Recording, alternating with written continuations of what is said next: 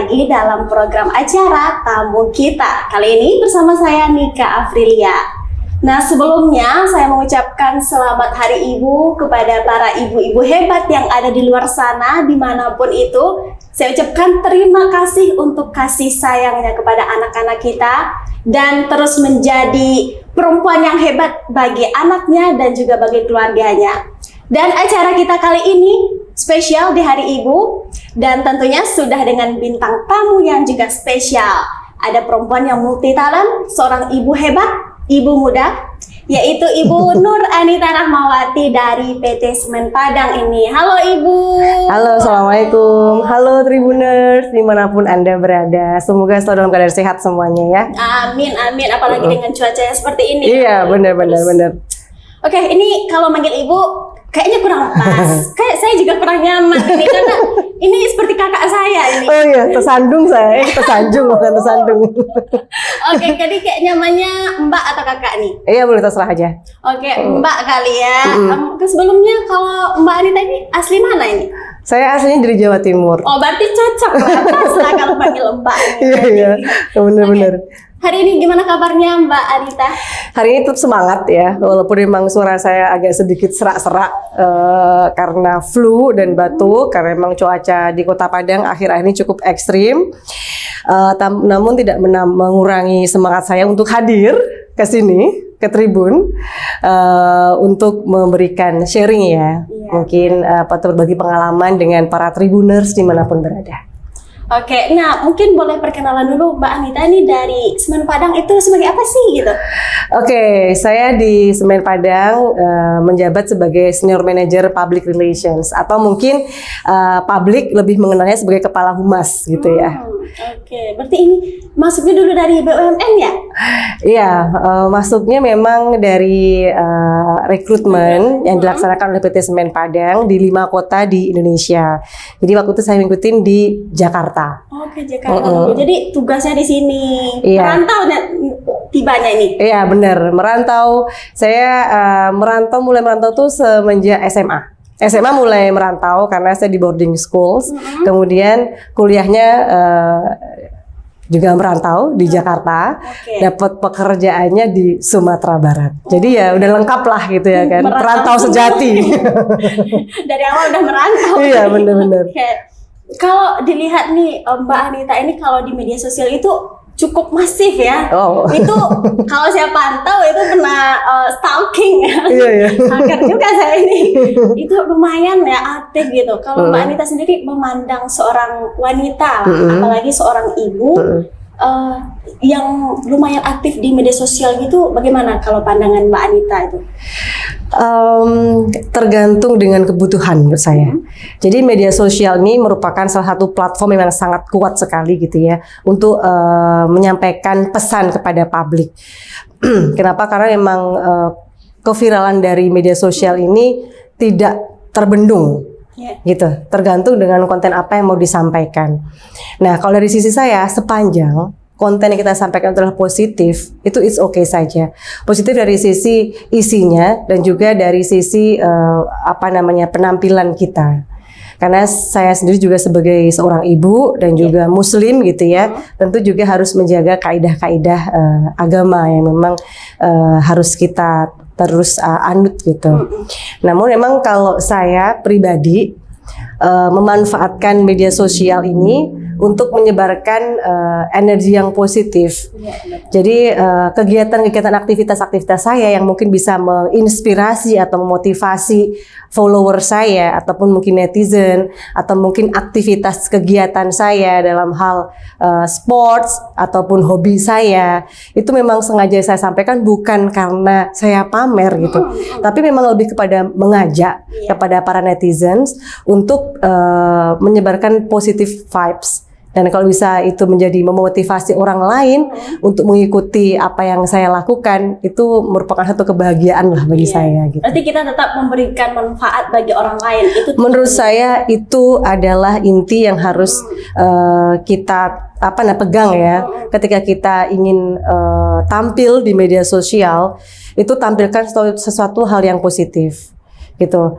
Jadi sesuatu yang positif itu menular. Iya. Yang negatif juga sangat menular. Jadi, malahan yang lebih cepat dapatnya sama kita itu yang negatif. nah, gitu. Apa itu namanya? Artinya semakin banyak kita menyebarkan hal yang positif gitu, ajakan-ajakan untuk orang berbuat hal yang baik itu akan semakin banyak. Jadi berimbang lah ya. Jika memang mungkin ada orang yang hobinya itu tuh menyebarkan yang negative vibes gitu ya. Nah, harus kita imbangi dengan kita menebarkan hal-hal yang positif. Benar. Berarti intinya kalau menggunakan media sosial itu ya jangan menyalahi kaidah-kaidahnya lah, seperti itu ya. Iya, benar. Pokoknya istilahnya kita tahu lah bahwa media sosial ini sekarang yang menggunakan itu dari segala kalangan. Iya, benar. Baik dari usia maupun pendidikan ataupun strata sosial. Jadi memang kita harus sangat bijak sekali ketika kita mau menyampaikan pesan dari kita melalui media sosial. Benar sekali. Terus kalau Ibu sendiri, Mbak, aduh, saya masih ke bawah ini seperti pertama, aduh. Kalau Mbak sendiri yang diposting di media sosial itu apa aja? Rata-rata adalah aktivitas saya sehari-hari gitu ya. Terus kemudian karena saya juga sebagai humas di PT Semen Padang, memang salah satu kewajiban saya itu adalah menyampaikan pesan perusahaan.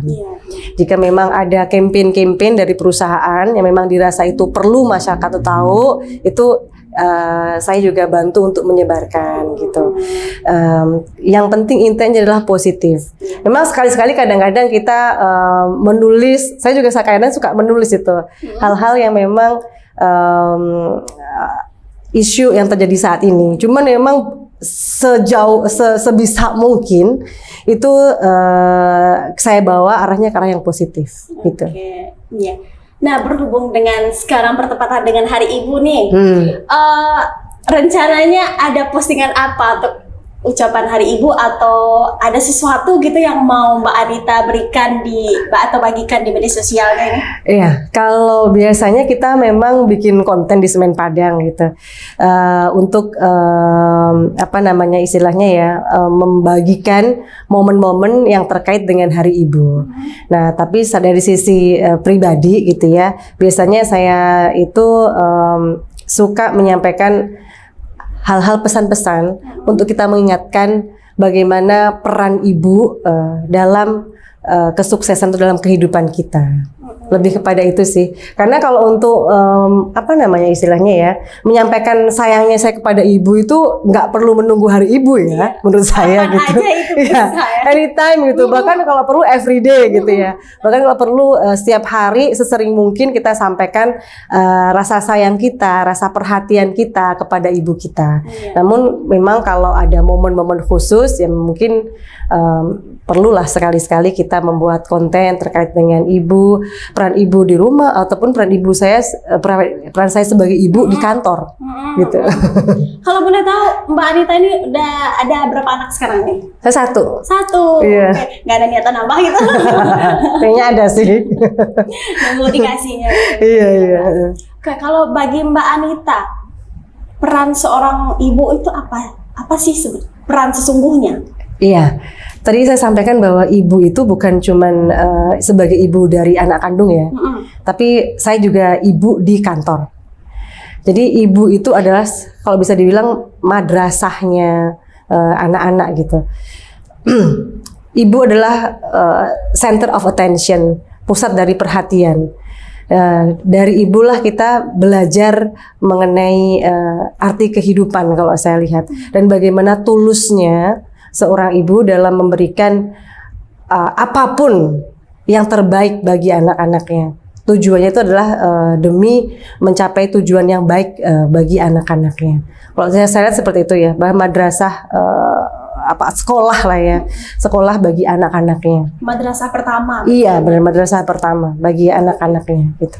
Kalau Mbak Anita sebelumnya, tahun-tahun sebelumnya nih, kalau misalnya di hari spesial Hari Ibu ini ada yang spesial juga nggak dari anaknya atau dari suami gitu yang diberikan di momen ini gitu? Kalau menurut itu kayaknya tidak semuanya ya, tidak semua orang itu merayakan Hari Ibu.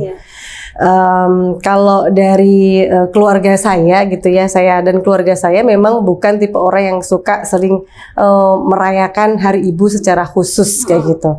Ataukah ada ucapan khusus atau apa, itu memang tidak membudayakan seperti itu. Namun memang kalau ungkapan rasa sayang itu setiap hari itu memang harus kita sampaikan. Jadi setiap hari, semisal kayak mau berangkat sekolah anak-anak gitu ya, ataupun mau mengantar mengantar keluar suami saya untuk bekerja gitu. Dan itulah kita mengungkapkan rasa kasih sayang kita kepada keluarga. Dan kita juga ingin menyampaikan bahwa bonding itu dimulai dari hal-hal kecil seperti itu. Jadi memang tidak ada yang momen khusus gitu ya, kalau di keluarga saya pribadi ya, untuk merayakan seperti itu gitu. Karena bagi kami everyday itu kita udah celebrate gitu. Oke, kalau dari Mbak Anita sendiri dengan Ibu nih, mohon maaf sebelumnya saya mau tanya, Ibunya masih ada? Masih, alhamdulillah kalau gitu ya. Ada kenangan apa ya yang paling diingat nggak gitu momen sama Ibu? Ibu saya itu merupakan orang yang memang paling berjasa ya bagi ibu saya. Saya selalu terharu kalau ingat ibu saya. Jadi ibu saya itu seorang guru. Jadi ayah saya juga guru, tapi mungkin ketika saya kecil ayah saya istilahnya berpindah tugas menjadi seorang penilik sekolah, jadi nggak guru. Jadi ibu saya itu memang setiap hari, saya sekolahnya satu sekolah dengan ibu saya gitu ya. Dan ibu saya adalah ibu guru agama. Setiap hari saya itu berangkat sekolah bareng dengan ibu saya. Terus ibu saya lah yang menanamkan kepada saya bahwa saya itu harus berjuang dan untuk mendapatkan yang terbaik. Jadi saya itu dari kecil memang sangat dikondisikan untuk berkompetisi, untuk mendapatkan yang terbaik. Dan itu dorongan itu yang paling kuat emang dari ibu saya. Selain dorongan, ibu saya itu juga membimbing banget gitu. Jadi istilahnya memang kalau istilah madrasah pertama itu bukan istilah yang berlebihan. Karena ibu saya mendorong, ibu saya membimbing, ibu saya juga mengingatkan kalau saya salah, dan ibu saya selalu ada dalam setiap saya suka maupun duka. Ibu saya mempunyai 4 anak ya, saya berarti berempat bersaudara. Dengan profesi beliau sebagai seorang guru gitu ya, menghidupi keempat anak itu bukan sesuatu hal yang mudah gitu. Namun alhamdulillah dengan segala perjuangan seorang ibu gitu ya, sampai dengan saat ini alhamdulillah anak-anaknya istilahnya jadilah gitu.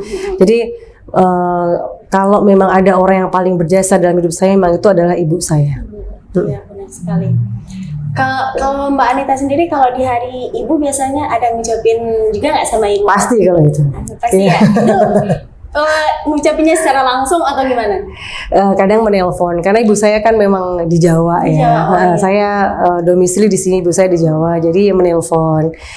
Setiap kesempatan kalau memang ada, saya akan usahakan untuk sekarang kan teknologi sudah canggih ya, kita video call gitu. Jadi untuk menanyakan sekedar bagaimana kabarnya, kemudian bagaimana apa istilahnya ya, what is going on gitu di sana, bagaimana di kampung.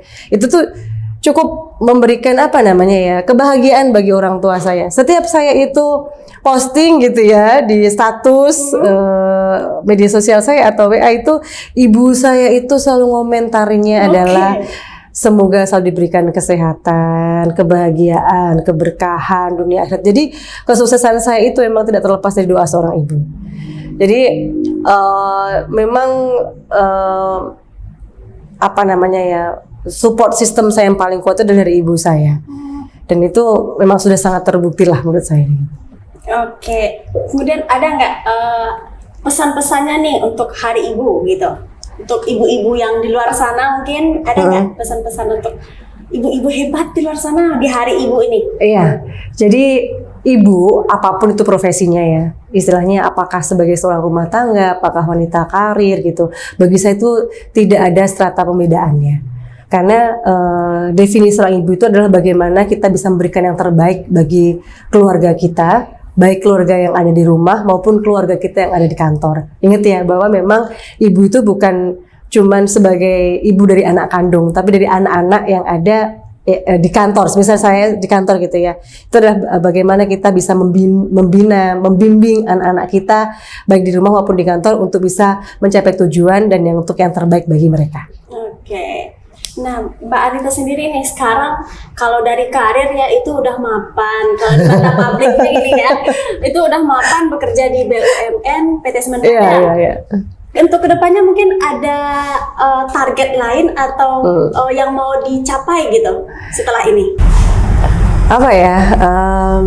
Saya itu sebenarnya suka sekali ngajar. Oke. Mungkin karena DNA saya DNA ngajar gitu ya. Dalam setiap kesempatan dalam public speaking saya tuh juga seneng banget public speaking gitu ya. Namun memang saya tuh suka tuh sebenarnya bercita-cita pengen suatu saat bisa ngajar. Kenapa ngajar? Pertama mungkin karena menyalurkan bakat. Yang kedua, apa yang kita ajarkan itu akan menjadi amal jariah bagi kita. Selama orang yang kita ajari itu mengamalkan apa yang kita sampaikan, itu pahalanya akan terus mengalir pada kita sampai kita mungkin nanti sudah meninggal. Jadi mungkin kalau ditanya apa sih sekarang itu yang belum tercapai, someday saya pengen ngajar gitu. Pengen ngajar, itu ngajar SD atau jadi dosen mungkin? Apapun itu. Apapun aja. Iya, bahkan mungkin kalau mengajar ini bukan cuma sebagai guru ya. Kadang-kadang saya itu juga suka melakukan coaching atau counseling kepada anggota saya gitu. Jadi istilahnya menyebarkan atau men-share apa yang saya miliki untuk bisa juga digunakan oleh orang lain, dimanfaatkan oleh orang lain. Itu merupakan bagi saya itu adalah kebahagiaan yang tidak bisa dinilai dengan uang gitu. Jadi kadang-kadang kalau ada yang memanggil saya untuk sekedar sharing ilmu pengalaman, itu saya memang bahagia banget gitu. Apalagi kalau yang saya kasih sharing itu tuh pay attention, kemudian mereka menyampaikan bahwa itu tuh sangat bermanfaat bagi mereka. Itu bahkan tak ternilai dengan material gitu, dengan uang gitu. Betul, kita udah ngobrol, ini kayaknya airnya nganggur. Iya, bener ya. boleh. Ini selamat hari ibu ya, tamu kita gitu. Oke, ini terakhir nih Mbak. Oke. Pekerjaan yang sekarang, apakah itu sesuai dengan passionnya Mbak? Dulu saya melamar di PT Semen Padang itu memang tidak ada ekspektasi khusus gitu ya. Saya harus bekerja di bidang A atau B atau C. Yang penting memang sesuai dengan latar belakang pendidikan saya. Saya pertama kali masuk ke Semen Padang itu menjadi staf perencanaan pengembangan SDM. Terus kemudian setahun kemudian atau 2 tahun kemudian saya dimutasikan ke public relation sampai dengan sekarang. Jadi kurang lebih 2011 sampai 2016 itu jadi di bawahnya humas memang, tapi di stafnya BOD atau staf direksi. 2016 sampai dengan sekarang menjadi kepala humas. Mungkin saya adalah kepala humas paling lama di Semen Padang. Senior nih. Jadi kepala humas Semen Padang itu rata-rata setahun, 2 tahun. Ada yang memang lama, kemarin itu 5 tahun. Tapi saya break the record gitu. Mungkin saya sudah berapa 2016 sampai sekarang ya? 6 tahun ya. 6 tahun lebih gitu. Dan kalau bisa dibilang sesuai dengan passion, mungkin memang sesuai dengan passion karena saya tuh sangat suka gitu berinteraksi dengan orang. Saya suka berkomunikasi dengan orang gitu. Dan saya suka sharing pengalaman dengan orang, ataupun saya juga suka menyerap pengalaman dari orang lain. Bertemu dengan orang baru merupakan hal yang menyenangkan bagi saya, karena bertemu dengan orang baru artinya semakin terbukalah jendela-jendela untuk saya bisa melihat dunia yang lebih luas di sana gitu. Dan lagi kalau bertemu dengan orang baru, terus itu akan menambah saudara juga, Iya. menjalin silaturahmi dengan orang lain. Iya bener. Kadang gini, saya tidak membeda-bedakan ketemu harus dengan pejabat atau apa. Kadang-kadang saya mendapatkan ilmu itu dari orang yang mungkin sangat tidak terduga gitu, latar belakang pendidikannya ataupun pekerjaannya. Jadi sekarang mungkin untuk kawan-kawan di luar sana gitu ya, kalau kita bertemu dengan orang yang baru, jangan orang ini pekerjaannya ini, jangan gitu. Istilahnya akan selalu ada ilmu baru siapapun orang itu. Ilmu itu nggak cuman atau ilmu itu pengalaman ya, yang bisa kita gunakan. Pengalaman itu nggak selamanya pengalaman baik. Kadang-kadang pengalaman buruk gitu ya. Nah, pengalaman buruk itu bisa kita jadikan sebagai guru. Bagaimana kita bisa ke depannya jangan sampai kita melakukan hal yang sama. Jadi pengalaman itu adalah ilmu yang sangat berharga, guru yang sangat guru yang sangat berharga yang bisa kita dapatkan dari siapapun. Jadi istilahnya itu jangan memilih-milih ketemu dengan orang gitu. Kadang-kadang mungkin saya bertemu dengan kawan-kawan di Tribun ini ada loh pengalaman atau ilmu baru yang saya terima gitu, atau yang saya dapatkan yang bisa mungkin bisa saya manfaatkan, atau mungkin ada hal yang bagus yang bisa saya tiru kayak gitu. Benar. Oke, nah Tribuners, itu dia ngobrol kita hari ini dengan seorang ibu muda yang multi talent ini. Sudah banyak ya, mulai dari tidak hanya tentang Hari Ibu yang kita dapat dari Mbak Anita, tapi juga soal pekerjaan mungkin, soal bagaimana seorang perempuan atau seorang ibu di media sosial. Nah, kita banyak dapat pelajaran dari Ibu Anita. Dan Mbak, saya ini kebiasaan ibu, Dan Mbak Anita, terima kasih sekali sudah hadir di studio kita untuk acara tamu kita, dan semoga nanti bisa datang lagi kita bicara hal-hal yang lebih asik, mungkin apa gitu. Iya, boleh. Saya sebenarnya sport enthusiast gitu. Saya suka berbagi pengalaman saya khususnya yang terkait dengan sport sebenarnya. Kalau emang nanti ada kesempatan lain boleh mengundang gitu. Dan semoga kehadiran saya dan podcast saya hari ini memberikan manfaat ya, memberikan istilahnya menginspirasi lah. Walaupun tidak banyak yang bisa saya sampaikan hari ini, namun semoga ada 1 atau 2 yang memang bisa menginspirasi dan juga bisa diambil hikmahnya bagi para Tribuners dimanapun berada gitu. Oke, jadi Tribuners, itu dia bincang-bincang kita hari ini dengan Ibu Anita di hari spesial Hari Ibu. Dan sekali lagi kita ucapkan selamat Hari Ibu ya kepada Tribuners yang dimanapun berada. Dan sampai jumpa di tamu kita selanjutnya. Bye-bye. Assalamualaikum.